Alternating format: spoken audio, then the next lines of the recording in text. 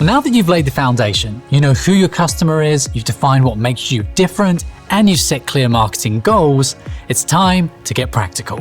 One of the most common questions I hear from restoration business owners is, what should we actually be posting? And the answer is simpler than most people think. For most companies, you don't need flashy videos or high-end production for your daily organic social media content. Your best content is already happening every single day on your job sites. But there's an important shift that you need to make before you start posting.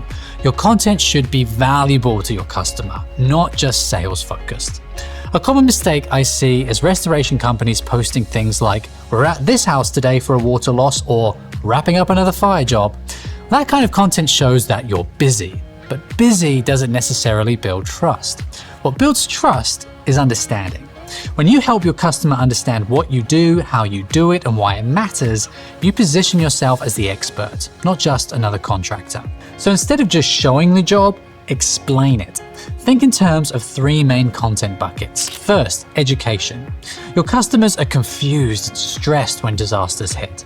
Teach them what they should know before they ever even need you. Things like what to do in the first hour after a flood, why water under flooring is dangerous, or how smoke damage spreads beyond the room it started in. Second, proof. Yes, show your work, but add context. Explain your drying setup, show moisture readings and talk about why they matter. Walk through your process so people see your professionalism and attention to detail. Third, people and process.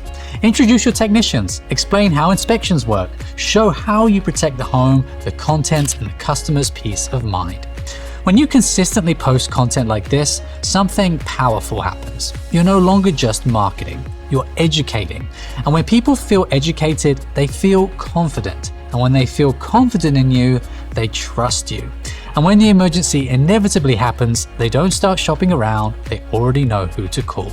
That's how long-term trust and loyalty are built.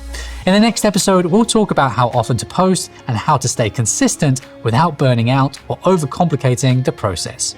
Stay tuned.